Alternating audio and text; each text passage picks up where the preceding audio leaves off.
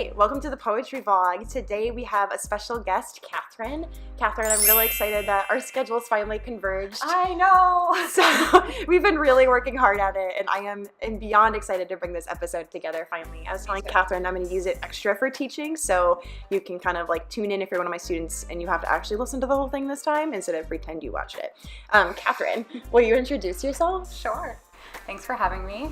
Yeah. I'm Catherine. I am a poet living in Seattle. I'm also into visual art. I don't call myself an artist because I'm kind of just a dabbler. I'm like a tinkerer of the arts.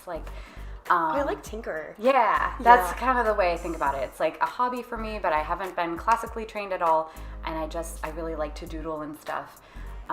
I do these things called poetry comics. I know if you have been watching Chelsea's vlog, then you know that Gabby was recently on here.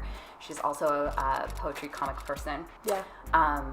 And my angle's a little bit different. I do a lot of like digital collage stuff, and I like to take non-poetic forms and make them poetic. Which is why I was like initially so excited when I saw you read. Oh. It was like a random small thing, but Patrick from Patrick and Pop Culture was doing a reading, and then you also read at it. And we all read at a space for this new journal in Seattle called Coast No Coast, which I can definitely send you a link to. They're a great new journal. They publish people out of Cincinnati and then also West Coast people, usually based in the Pacific Northwest. Oh, I didn't And they know that. like hybrid work too, so Cool. I like them. A lot of times I invite like my non-poet friends to readings, and they're like, poetry, it's not really my jam. Yeah. And let's be real, some poets are not great readers. Yeah, absolutely. And the stigma's there for a reason. Oh, for sure, yeah. And I think that visual poetry is a really nice gateway drug to a really good trip. You know, like it's just it's something that's intriguing to a lot of people. A lot of people think that visuals kind of like anchor a poem in a way. Yeah. I don't view it that way, but I can understand the way that they do. So how do you not view it that way? Because that's a really good transition point to talking more about visual poetry, right? Because I agree. I think that sometimes the immediate interpretation people have is the visual's there to supplement it. Right. Right? But I don't think that's actually what's going on, and you're more of an expert in this weird world than I am. This is my, like, not speculating, but asking someone who does it. But I'm definitely but like you that. practice I it. practice it, for sure. Yeah. Whereas and, me, like, talking about it, it's like, I read it, but I don't practice it, you know? Yeah. Well, for me, I think the visuals, I think of them as less of an aid and more, or an anchor, and more of a jumping off point. So the visuals that I provide, whether it be like the form that is a visual poem, and I'll read something a little bit later that is a visual poem that's not a poetry comic, but if we're talking about poetry comics, the visuals that I provide are not representations necessarily of the poem itself. In fact, I really tried to create a nice juxtaposition between the two, because I think that kind of breakage allows for a deeper reading or an alternative reading that can complicate your first reading of the poem on its own terms. Yeah. And when you're using the word reading here, it seems like really simple, but you're not talking about like just reading, like digesting words. You're talking about like interpretive reading, like when you're trying to understand it and move through it and interact with it. Yeah. Reading, I mean, you could insert experience into that. So your experience, in fact, visual poetry lends itself to experience in a way that poems do as poems or page poems. They do as well, but it's a different kind of experience that I'm aiming after. So. And then, can you give us some examples of things you would consider kind of in that realm and that do that work, that are inspiring to you or kind of excite you, or that you see as like related to some type of socio-cultural relevant thing? Yeah. So like I said, I am really, really inspired by lady poets, and I feel like there is a turn happening right now, especially with visual poetics, where it's becoming like a very unique space for female voices to be heard. Not that the genre prohibits male voices at all. In fact, some of my inspirations are like Joe Brainerd, Max Ernst as a collagist. I mean, there are so many people that are working in the genre, but the people that have really taken it to a political turn, I feel like are people like Matea Harvey, Bianca Stone, Ann Carson, Renee Gladman. In fact, I sent you some links and pictures of Renee Gladman's work, which is beautiful. She just published a book recently through Wave Books, which is a small or medium-sized. But I haven't actually like perused it or looked. Yeah. Oh, it's so beautiful. Yeah. Oh my. But they published a book called Prose Architectures. Okay. I think that's what it's called, Prose Architectures. And anyway, these architectures, there's no text. Like no like word-based text? No, exactly. No word-based text. Okay. There's still a text to be read. And by text, I mean there's still a vocabulary there for understanding the work in a poetic way. And so well put, by the way. Oh, yeah. But she and there's scribbling. There's almost like a hinting of a word. She does these scribblings that form themselves in beautiful structures, and most of them are black and white, but then she has these beautiful explosions of color that are so surprising. Okay. But they're stunning and haunting in a way that a lot of poems are for me. They do the same work, just in a different way. Yeah. So her work, she's tackling things that are ineffable in a way. And What do you mean by ineffable? yeah, so I feel like Prose Architecture, she's pushing up against the idea of poetic genre, what it means to write a poem, or she calls it prose architectures, which is also another layer of meaning. Should we be reading this as a prose piece that has been translated into visuals, or are they poems that I see. We have to like scan and read like prose. It's very confusing in the best way. Yeah. So I don't really have an answer about it, and I think that's what makes it very intriguing, is that I don't really have a lot of answers about her work, but what she's hinting at, because she doesn't have any word-based text, is that there's something about that experience that can't be articulated with the English language as we know it, as we traditionally know it in letters. Yeah. And that can never be reached. And so how do we reach that in a way that can be read or interpreted? Yeah. So I'm just getting so excited because I feel like that so gets at, for me, what is the heart of poetry. Yeah. It's almost like this weird like paradox of like you're trying to find the words, but if you just describe it with the known words for it, it is no longer like representative of the feeling. No. So you're constantly trying to rearrange it to get at this very specific thing.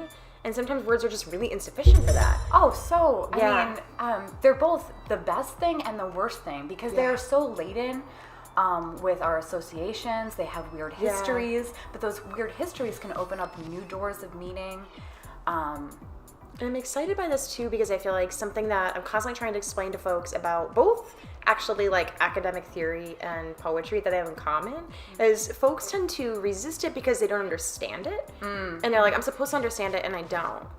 Yes. Right? And that it's like happens so much. Yeah. And I'm like, but the thing that I love that's happening with visual poetry and how it's also helping access, like you're saying, like be a gateway to like word-based poetry, they don't have that same idea with visual art necessarily. Like people kind of understand that you're not supposed to just like get it. Right. But you're supposed to have an experience with it. And visual poetry seems to be a way to kind of like leverage that and welcome people in. Yeah. To like be okay with the difference. Yeah. You know what I mean? And like not being confused. Absolutely. Yeah, like it's okay. The like, confusion is part of the process. Because we live in like a very like you have to understand it and know it for it to be valuable culture. Yeah. And I say we as in like the dominant Western U.S. Linguistic system. But it's what I think where it gets political too, that poetry offers, and it's the visual poetry and then the word-based poetry, poemy poems, is that like it's okay here to not understand it, but it's also okay here to try to understand it. Like the two things can coexist. Just the act of trying to understand it, I feel like, is a political act, because you're trying to understand the world in a way that our culture isn't set up how do I find the words? I like where you're going with it though, because I agree. Yeah. I can help out. Yeah. And then you can tell me if I'm off base. Yes. So I was, the Kavanaugh stuff, I'm trying not to swear in here anymore, happened. And I was like, well, our Lord and Savior always makes me feel better. And one of the reasons is because she talks about how until we can recognize and understand difference and appreciate because of difference versus despite difference, the way that the space of difference is actually the space of the erotic, the pleasure, the questioning, that little brink of I don't have to understand it. It doesn't have to be me to access it. But at the same time, in being okay with difference, you open up your ability to perceive the world a little bit differently from outside of the way it's dominantly represented, right? Yeah. So you're sort of forced into an empathetic process without necessarily having it be based on similitude or understanding. Absolutely. Is that helpful? I couldn't have said it better myself. This is why we have academics. Poets need academics, and academics need so poets. Nice. I feel that way too. That's why I do both worlds. I know. Most people don't feel that way. Most people are like, you're either a poet or you're an academic. And I'm like, what if we're both? So many poets are. I mean, yeah. But yeah, I think you nailed it on the head. I think that empathy comes out as soon as you do not understand the work that you're faced with. And just by trying to bridge that gap and to read into it, you are making a political gesture.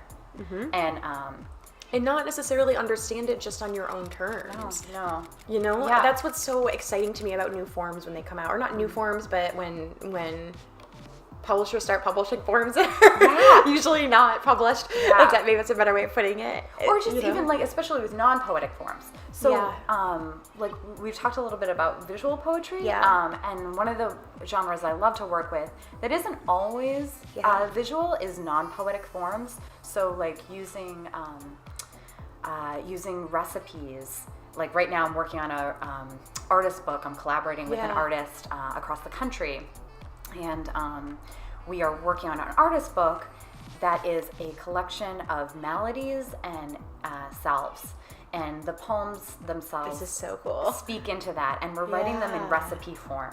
So they're almost like a home remedy book that has been passed down through the generations. And this is also seems like uniquely a female practice, right? Traditionally, females generations will, I know Amari, the poet I'm working with, her grandmother passed down recipes through the generation. She loves to cook. I love this. So how does a woman interpret a home remedy book in a poetic way in today's political climate? Right. And how do we read something like this? So right now I'm working on the melody part of the poem process, which is really hard. And it's weird. Yeah. It's strangely easy to write and hard to sit with. Yeah. So do you mind giving an example of what that would look like? So what do you mean by the melody portion? Yeah. So I'm still in the beginning phases. So I'm trying to flesh it out. But basically each poem, I'm working right now on a poem based on the abject, as Chris Stavo would define it, and so that separation between the self, the body, and the world at large, and kind of that disconnect, and also that disgust, is something that is really brought up to the forefront when we're thinking about Kavanaugh's trials and Dr. Ford, and how we are confronted with the body and truth and disgust at the possibility of our reproductive rights.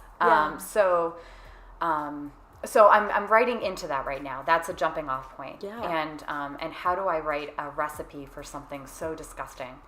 Well, I don't know yet, but I imagine. So it's a recipe for creating the melody? Or how do you write a recipe for the healing piece of it? Which do you I think it will be a recipe of all the ingredients that went into creating the abject state that we are in. I love that. Yeah. Because I feel like in the way our, again, dominant Western U.S. tradition of approaching health is to be here's the diagnosis, and here's the thing you take to fix it. Right. But it's not a lot of like real deconstruction of working backward into like, here's what made the illness happen, and we called this illness. Like, not really. Like, it's done in research, of course. But in how we discuss illness, it's certainly not that, right? Oh, yeah. And especially there's a very weird and complicated history with women and mental illness. And so I'm sure that will play a part in the process of this book as well. Yeah. I was talking with some of my friends this week about having undiagnosed illnesses for a long time, right? Where, like, when you're a female identified and cis female body, right, you grow up and you might have, like, I have Lyme disease, and it went undiagnosed for like 7+ years, right? Because the narrative I was giving the doctors didn't fit with like what they knew I could possibly have in their own periphery. So it was like they were convinced that I had HIV, actually, like every time. And I, at the time, actually was like not a physically intimate person with anyone else, but it would be like, it wasn't believed. Like, well, your symptoms indicate that it must be related to having sex because you're a teenage girl, right? Or it would be like, oh, like your pain threshold is too low, you know, or like, oh, just be less stressed out. That's why your stomach hurts. Or, you know, so it would be... What a terrifying thing to not have your symptoms believed. So that's why I'm like, I like this idea of writing a recipe for the malady, because, and in the poetry form, this is where poetry gets exciting again, is you can pull in all these other things that like usually discrete or like plain, like closed off knowledge forms wouldn't allow. So you can say like part of the recipe for the malady of Lyme was actually just like, I mean, to be real blunt about it, sexism, right? Yeah. And like women being believed about their bodies. Yep. That would be part of it. Absolutely. As opposed to just that little spirochete or set of spirochetes, whatever, you know, getting into my system. And the solve for that, I mean, you'd have to answer it personally, because that would be a personal narrative. But, you know, if you just take like a misdiagnosis of that nature with female bodies or, you know, female identifying bodies, like, I think that the solve for that is not going to be necessarily medication. It's going to be something a little bit more metaphorical, and something that you can write into, and not be black and white, and not have an answer. Like, it's not going to be easily read. It's not going to be a pill. It's not going to be a pill, because like these things, and that's the thing, is that like I wish we could take a pill right now and like you know, go to sleep for the next year and wake up and like it would all be in over. a new exactly. But that is not the world we live in. And what do we do when medication you know fails us? Not that I'm not anti-medication at all, but I get what you're saying, though. Like, but I think that there are other ways to heal through kind of a cultural trauma. So I'm writing into that in a visual, poetic way. I'm taking a non-traditional form and applying it, and I see a lot of women doing this right now. And what's your theory on that? So why do you think this is like, you kind of started on it earlier and then I digressed, so that was my fault. So like a lot of my questions are we get to talking and it's like, but so a lot of my questions I know are backtracking. Thanks for being in that space with me. Sure. But let's backtrack then. So why do you think it is that like a lot of female identified women are doing this and are finding like freedom in this and finding like publishing opportunities in this and so forth? I think because the old way of talking about things is broken, and has been broken for a long time, and women are not being believed about their stories of sexual trauma. Women are kind of held to the same publishing standards as white men, and you know, there's a long and poetic history of white men being editors of large journals and publishing other Jude poets, and not giving space to female. You should make that a book, Other Dude Poets. Other Dude Poets. I would read that book. Yeah. Or rather, like, ironically not. Exactly. So there's, you know, and, you know, I love a lot of white dude poets. And they have been, you know, some of my best mentors. However, I think that women are now starting to find that language and letters have failed them. Yeah. And they need a different way, a different access point for talking about things that have been silenced, or that, like, you know, even when you say sexual, like a word like sexual trauma, what does that mean for us personally, and what does it mean for, you know, Dr. Ford, and what does it mean for someone living across the country, or a person of color? Like, all of our experiences, even though they fall underneath that category, are not the same. Yeah. And so we're going to have different ways of talking about that, and visual poetics is an access point to that. Yeah, I love that. The language that exists was invented by and like made the dominant language by a bunch of white men in power, right? And the way it's been wielded has been like incredibly violent. So this is where there's like an opportunity through like other like communicative modes, basically, to kind of open up to like how can we build these alternative like reading methods and writing methods and like share our experiences when the dominant language has continued to fail us, right? Absolutely. Because I think, and not just methods, but like a whole new vocabulary. Yeah. You know, and I think that's really where the rupture point is. Like, Yeah. what if we wrote a poem without words? What happens when we call this a book of poems, but it's called prose architecture? Do you know what I mean? Or what happens? You know, I am going to read from Matea Harvey and Amy Jean Porter just a section of Lamb, and you know, and I'll talk about that in just a second. But what happens when you take a traditional nursery rhyme that Mary Had a Little Lamb, and you resituate Mary in a disturbing story about mental illness that's an erasure of Charles Lamb's life? What does that look like?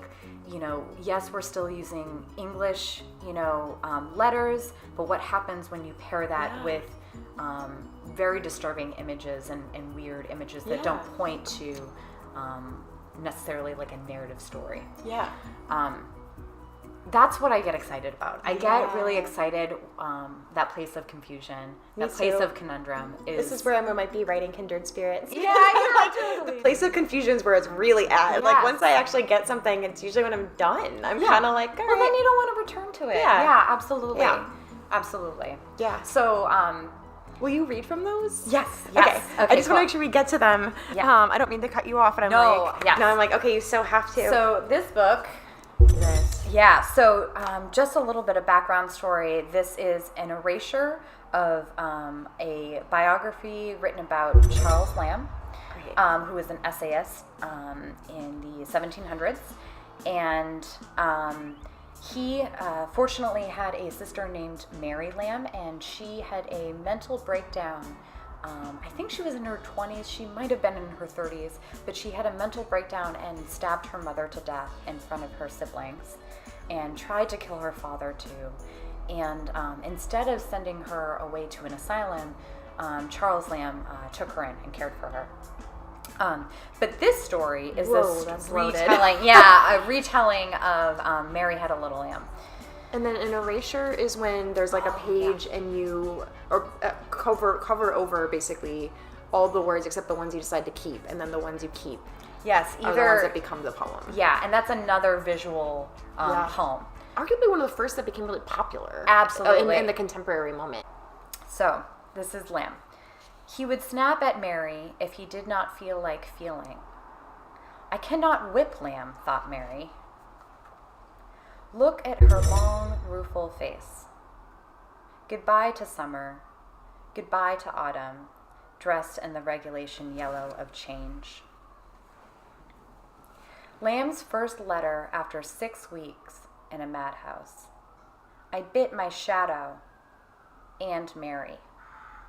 Crammed with language, Lamb was now talking. Here, a typical sentence. I have sometimes in my dreams imagined myself as King Lamb, Emperor Lamb, higher than which is nothing but the Lamb of God. Haunted, Lamb sung out, shut the door, allow me to see organs once more. We have for amusement a library without books, a newspaper no better than a prison. Dullness brought anxieties, lamb strung in the streets. With feverish eyes on the dawn, lamb felt on fire. I'm going to stop there. Yeah. I was like, I'm gonna start crying. You know, this book, let's see, it was published, I want to say in early 2000s. So I don't know what was going, let's see. Oh, no, it's 2011, so not terribly long ago. Yeah. But I feel like specifically that part in the book speaks right now to our current political moment as well. Okay. This idea that what I wanted to like kind of point out, because it kind of ties into what I was talking about with Renee's work, is that page that says crammed with language, lamb was now talking. Yeah. You know, this lamb does not have the ability to really talk or communicate in a way that's honest before this moment. And he comes up with these sentences. And what text does he go to? But ultimately the text of the Bible, which some could argue is the first poetic text. Yes. Yeah. Yeah. So, and this idea that, you know... Well, the first poetic within a specific tradition. Exactly. Yeah. This idea that, you know, we have for amusement a library without books. Well, what does that even look like? Like, if we have a library without books, what is the library containing? Yeah. And so it points to something that I can't really put my finger on. That we read other things besides books, and we understand the world, you know, not through language. It gets back to that point. Yeah. And that a newspaper is no better than a prison. Well, after this week, we all are feeling that. So, I don't know. And you know, like the idea that he's on fire at the end, like just, you know, lifted up. Well, that's the interesting thing, is that you have these words like lamb, like fire, that are so laden with history and our associations with them. And then when it turns out to be in a retelling of Mary Had a Little Lamb, and it's about mental illness. Yeah. And the lamb looks different, like almost like a different person on every page. Absolutely.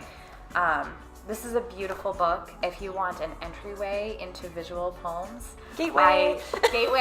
This is my gateway drug. Yeah. And I love this book. I recommend it to everyone. I can see that. I can see why. Yeah. Yeah. And then the other one you wanted to share. Yes. So are we going to get to your work now, basically? Yeah. So I'll get to my work. Okay, cool. But before I do, I want to talk about you. There's one other poet I do want to plug, because she was a huge inspiration for me. Okay. When I first started off with poetry comics. I didn't know that she did visual poetry. Oh, yes. I'd never heard it. Bianca Stone. This is from the Book of Hours, Pleiades Press, which is a great press if you're into visual poetics. They publish gorgeous work.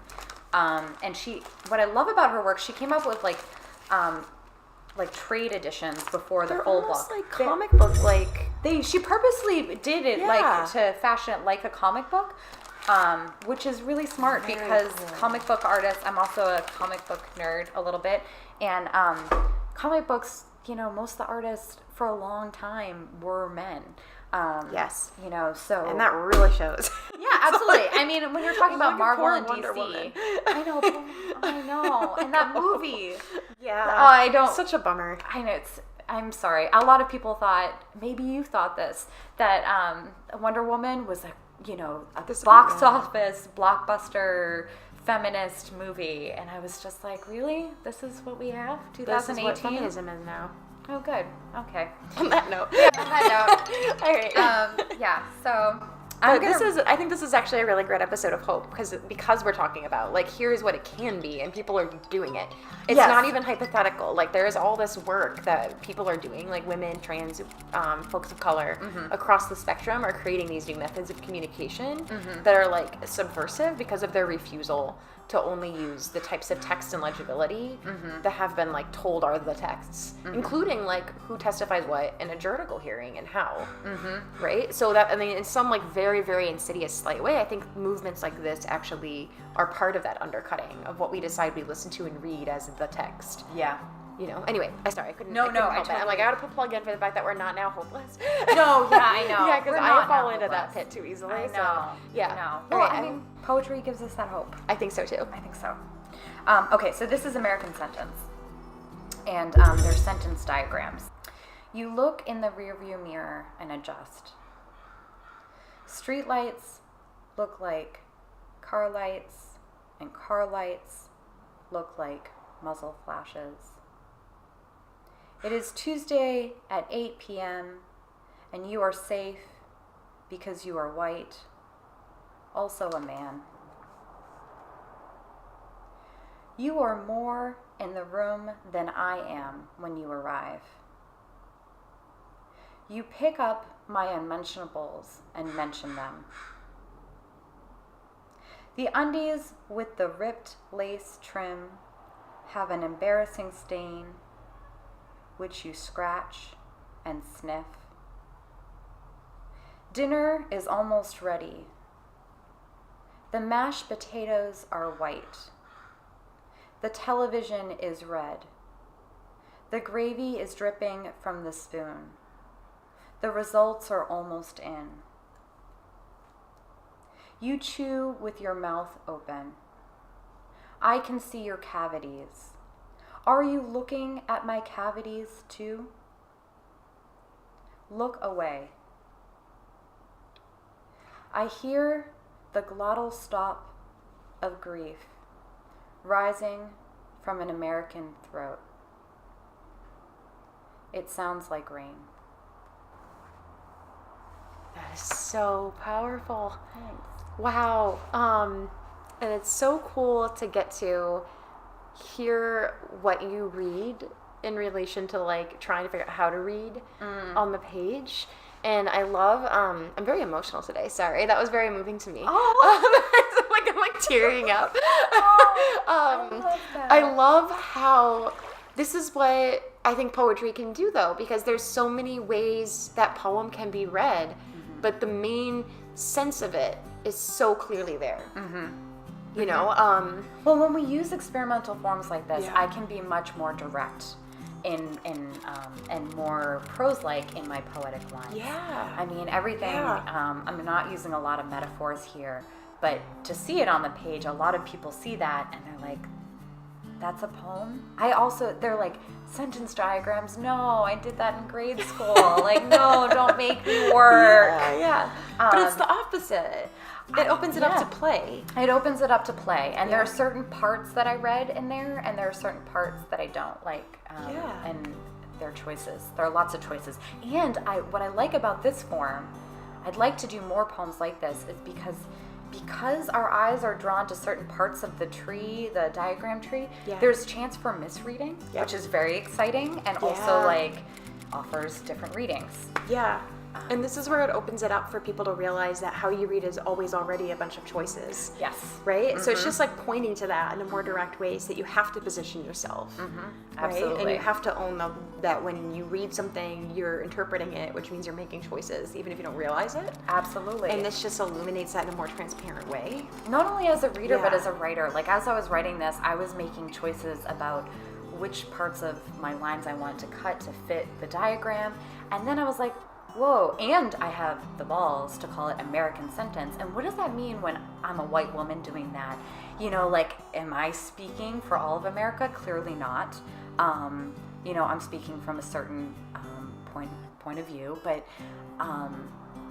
that is challenged in this. I'm also like recognizing how I've been complicit in this language building and the way that we write our histories. Yeah.